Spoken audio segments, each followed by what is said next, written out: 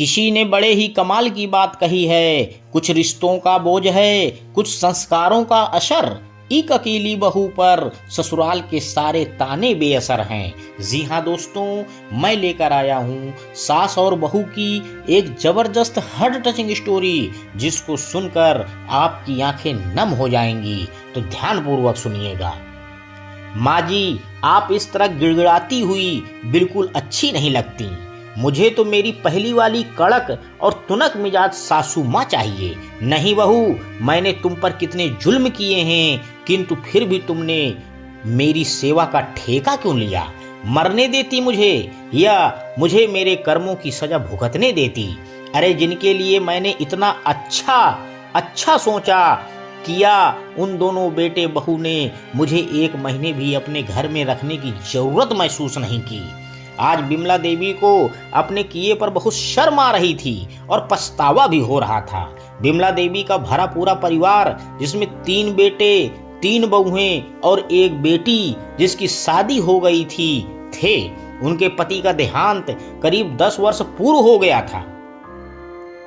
बिमला जी के तीनों बेटे अच्छी नौकरियों में थे और एक ही शहर में अलग अलग मकान लेकर रहते थे। दोनों बड़ी बहू बिमला जी को पसंद नहीं करती थी और सारे दिन बिमला जी को उल्टा सीधा सुनाती थी। किंतु दोनों बहुएं पैसे वाले घरों की थी, जहां से बिमला जी को खूब अच्छा सा सामान आता था। और छोटी बहू उनके बेटे अभय की पसंद की लड़की थी, जिसे बिमला जी ने कभी मन से अपनी बहू स्वीकार नहीं किया था। किंतु अभी दिवाली के दिन जब बिमला जी नीचे लॉन में दीपक रखने गईं, तभी वहां रैंप पर फिसल गईं और उनकी रीढ़ की हड्डी में फ्रैक्चर हो गया। बेटे तुरंत उन्हें अस्पताल लेकर पहुंचे। जब डॉक्टरों ने कहा कि माँ जी को 2-3 महीने तक बिल्कुल बेड रेस्ट की जरूरत है, इन्हें बिस्तर पर से हिलने भी नहीं देना है, तो दोनों बड़े बेटों और बहू के हाथ पांव फूल गए। बिमला जी को काम करने की आदत थी, तो बैठी बैठी घर की सारी सब्जियां साफ कर देती, कपड़ों की घड़ी कर देती और घर के कई छोटे मोटे काम को निपटा देती थीं। बच्चे भी उनके साथ बहुत खुश रहते थे। अब बेटों के लिए बिमला जी की बीमारी कोई आफत से कम नहीं थी। तब तीनों बेटों ने यह निश्चय किया कि इस शहर में उनका पुराना घर खाली पड़ा हुआ था, जिसे वे बेचने की सोच रहे थे, तो उस घर में माँ को एक केयर टेकर के साथ रख दिया जाए और जो भी खर्चा होगा आपस में बांट लिया जाएगा। बीच बीच में एक लोग जाकर मिल आया करेगा और जरूरत का सामान भी रख आया करेगा। छोटी बहू के साथ बिमला जी की कम पड़ती थी, किंतु आज जब सभी ने बिमला जी की जिम्मेदारी लेने से मना कर दिया, तब छोटी बहू ने सहर्ष यह जिम्मेदारी ले ली। आज के जमाने में ऐसी बहू को देखकर सभी आश्चर्य में पड़ गए।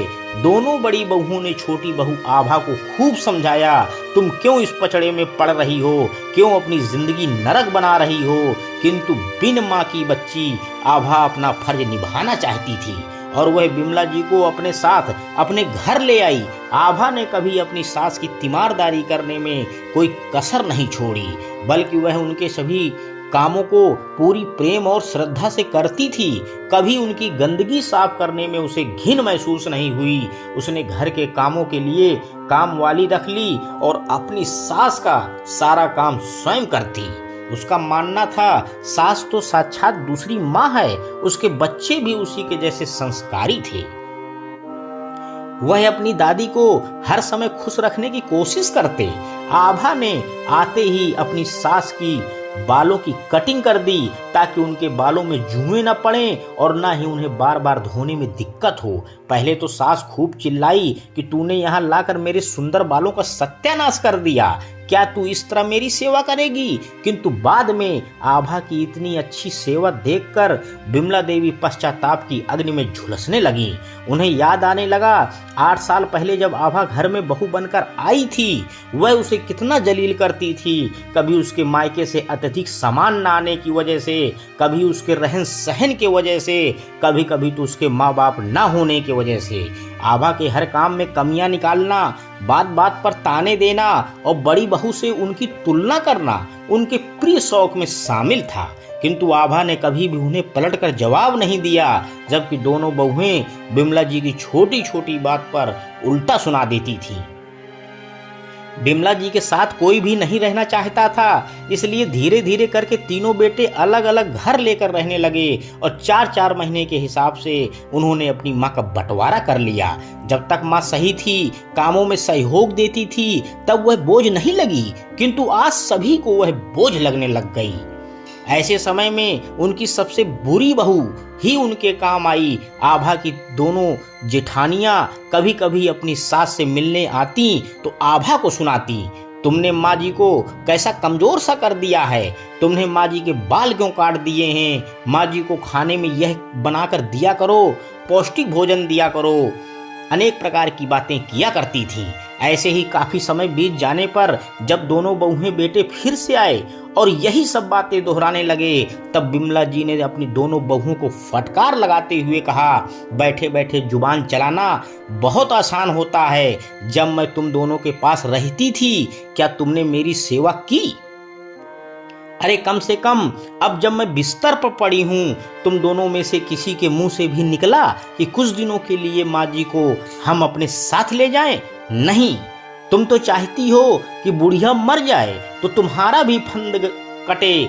हाँ, यह मेरी छोटी बहू रानी है, इसे कुछ भी कहने की गलती मत करना। अभी मैं मरी नहीं हूँ, मैं इसके खिलाफ एक भी शब्द नहीं सुनूंगी, क्योंकि मुझे समझ में आ गया है कि कौन सोना है कौन पत्थर है। दिखावा करने और पालन करने में कितना अंतर होता है। तुम दोनों ने हमेशा ऊपरी मन से मेरे लिए कुछ किया होगा, किंतु आभा ने एक माँ की तरह मेरी देखभाल की है। यही सही मायनों में इस घर की बहू रानी है, मेरी बहू रानी है, जिस पर मुझे बहुत गर्व है। यह सुनकर बड़े वाले दोनों बेटा बहू शर्म से पानी हो गए। दोस्तों, इस छोटी सी कहानी से हमें सीख क्या मिलती है? अपनी बहू को कभी परेशान ना करें, बेटी माने और हमेशा प्यार करें। अगर चाहते हो बहू से इज्जत, तो उसके माँ बाप का भी सम्मान करें। धन्यवाद दोस्तों, मेरे YouTube चैनल को लाइक